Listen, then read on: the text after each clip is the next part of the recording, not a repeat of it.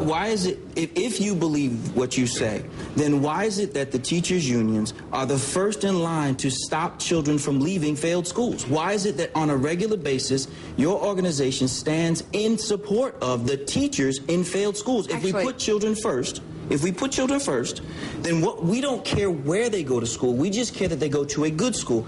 We need your organization and others to stand with the education reformers and say children are first every day, and regardless of what we think the school is or how hard the teachers are working, if they're not producing, shut the school down, period. Actually, we've done a lot of those shut the schools down for the last 20 years, and it hasn't worked.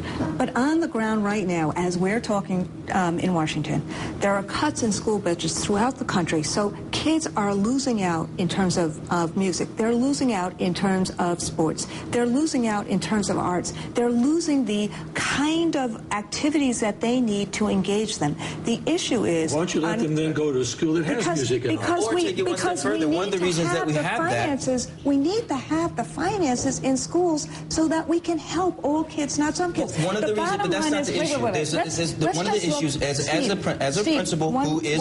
Can I just finish one more point, which is that the point that you're raising about these kind of alternatives, there are studies now that say that 80% of these alternative schools, the charter schools, are not performing as well. But that's not the only alternative. And as somebody who is on the front line and who does have the responsibility of maintaining a local budget, I think that one of the best things to happen to public education has been the budget crisis, because it's required us to look into ourselves and make decisions and realize that what's driving the cost of education is not football practice, it's not band practice, it's the personnel. And if you have people who get guaranteed increases regardless of whether or not they do anything well, then that's what drives the cost.